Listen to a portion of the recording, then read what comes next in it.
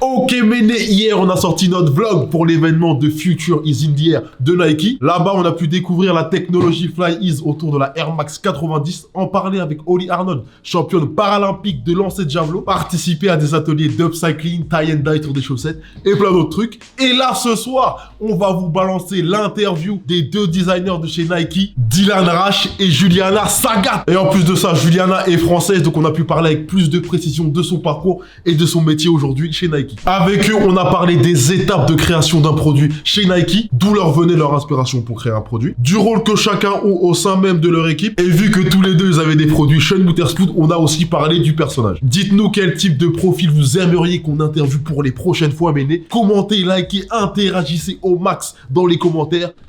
Ok Méné, hier on a interviewé Holly, championne paralympique. Aujourd'hui on est avec Juliana, designeuse chez Nike et designeuse française. C'est très important de le souligner. Comment ça va Juliana? Ça va très bien et toi? Ça va très bien. Est-ce que tu peux un peu te présenter? Je m'appelle Juliana Sagat, je suis née à Paris mais j'ai grandi en banlieue parisienne à Saint-Ouen. Ça va faire maintenant 2 ans que je travaille chez Nike à Portland en Oregon, sur la West Coast. Voilà. Ok Méné, on est avec Dylan Rash, designer chez Nike. Hi Dylan. Hi, how's it going? Can you introduce yourself for the people? My name is Dylan Rosh. I'm the Senior Creative Director of Air Max.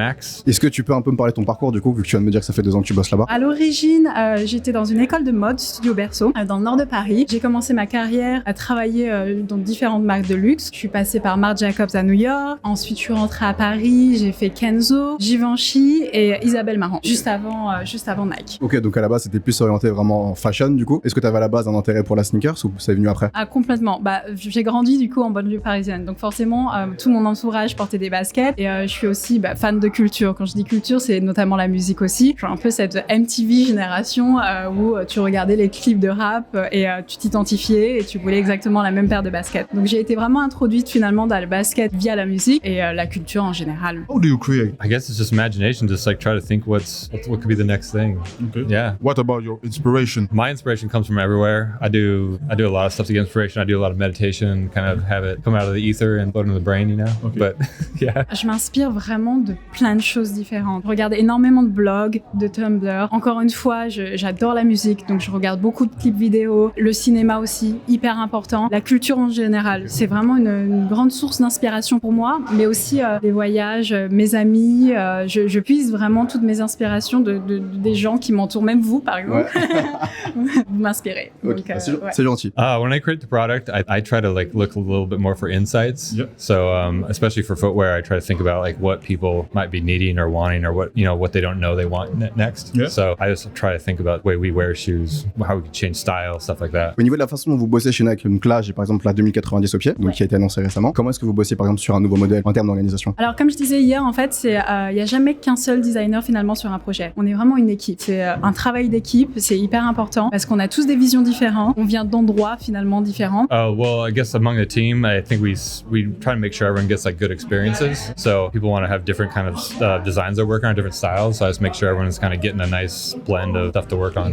Yeah. Ça commence par une opportunité. Quand je dis une opportunité, c'est résoudre un problème. C'est vraiment une marque, finalement, on parle beaucoup aux consommateurs. C'est hyper important pour nous. On les écoute et finalement, on essaye de répondre à leurs besoins. Donc ça commence toujours avec ce qu'on appelle problem to solve, like problem solving. Et à partir de là, on commence un projet. And we know Nike have a science for the color. How do you working for that? Color is really based on like how I guess like moods. So it's like certain moods ago. So it's like if someone's just feeling like they want to be like a little bit more stealthy, go triple black. If we want to get like, a little bit more pop and more energy, then we'll bring in some more color and kind of bring patterns and stuff like that. And so it's really like case per case kind of the story we want to tell. Dans une équipe, pour vous donner un petit peu plus de visibilité, en règle générale, il y a le footwear designer, il y a aussi le product manager. C'est la personne qui s'occupe plus de la partie business, c'est-à-dire par exemple si on a besoin de tel ou tel produit, c'est lui qui va aller voir le designer en disant voilà j'ai besoin d'un produit comme ça et on commence à brainstormer ensemble. Il y a aussi un color designer, matériel designer et puis on a surtout les développeurs, les ingénieurs et nos partenaires en Asie également. Donc c'est vraiment, il y a au moins 10 personnes sur un projet. Ok, donc je veux dire qu'il y a 10 personnes sur un modèle. Un modèle, mais en règle générale, le footwear designer lead le projet, travaille sur le concept, il a une idée et il va voir sa team et dit voilà comment réaliser cette nouvelle idée. Au niveau des designers, vous êtes combien à peu près à Portland? C'est une bonne question. On est nombreux. Le campus, c'est vraiment vraiment une sorte de village finalement. Dernièrement, mais c'était il y a déjà un an, il me semble qu'on était 1000. Alors quand je dis 1000, encore une fois, il y a les color designers, material designers, footwear designers, on a aussi des graphic designers, donc il y a vraiment, on a vraiment pas mal de designers finalement. So when Nike drop a product, do you left an eye on the comment section for what the people think about the model, the creation? We check it out once in a while, but I think it's more important that we kind of get, I guess, less biased feedback, because we can go and talk to like bigger groups of people. Sometimes the comments get a little bit too love it or hate it. You know, it's just like, how much can you trash it? So like, you have to take it with a grain of salt because they get rough sometimes. But we look out because, you know, if it's getting like tons of hate, then we're like, okay, might have missed the bulb. Did you adapt the product, the feedback sometimes? Not often off the comment section. It's mostly just talking to people, like more people that are wearing it and buying it. And so I think you want to see who, like what feedback they have. If they're just looking at it and giving feedback, well, it's like you didn't get the full experience. So. Et hier, pendant la conférence, on a vu que tu avais au pied donc la Sean Wotherspoon, donc la 97 One.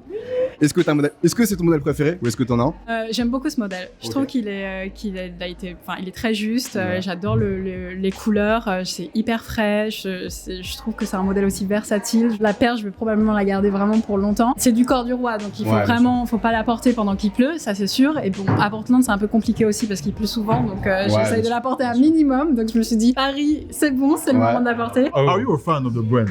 Yes. Question, but yes, of course I'm a fan of the brand. I got a lot of favorite shoes. I mean, I got too many to name. I don't know where to start. J'ai d'autres modèles aussi que j'aime beaucoup, notamment la requin, j'ai envie de dire, évidemment. Donc tu l'appelles requin, tu veux pas TM? J'ai envie de l'appeler la requin parce que c'est quand même iconique et c'est quand même comme ça qu'on l'appelle, et je trouve que c'est aussi c'est un classique finalement de Paris, de la banlieue, et j'adore cette chaussure. Du coup, vu que tu bosses chez Nike, est-ce que t'as galéré à avoir la Sean Wotherspoon ou pas du tout? No comment. what about the recent collaboration with Nike? I see you have a Sean Wotherspoon hat. Yeah, this one actually, I actually worked with Sean when we did the On Air project. Okay. So I took some of the patches and kind of made some hats, but yeah, super good experience working with him and the other creative. So you helped Sean to create this model? Yeah, I think when we did that project, we had people come in and like kind of just help them create their creations. Yeah. So I think when Sean came in, he had like a really sharp idea of what he wanted to do. So we just tried to help facilitate that, but it turned out amazing. So yeah. Okay. Hier, on a interviewé Oli, donc elle avait la Air Max 90, donc Fly Ease au pied. Comment est-ce que vous pensez au produit? Parce qu'on a vu que vous aviez incorporé la technologie donc sur la Jordan 1 Bread, et donc là pour le coup sur ce modèle-là, comment est-ce que vous pensez ces produits-là? C'est vraiment un long process. C'est un très très long process. En règle générale, ça met 2 ans minimum, un peu plus pour ce genre de produit un peu plus performance, où il y a justement une nouvelle technologie, où il va falloir faire plein de tests justement pour tester la technologie, pour voir si tout fonctionne bien. Encore une fois, c'est un travail d'équipe. On a ce qu'on appelle la kitchen, l'innovation, et ce sont justement tous les ingénieurs qui ont ces skills finalement pour développer des nouvelles technologies et rendre la vie meilleure.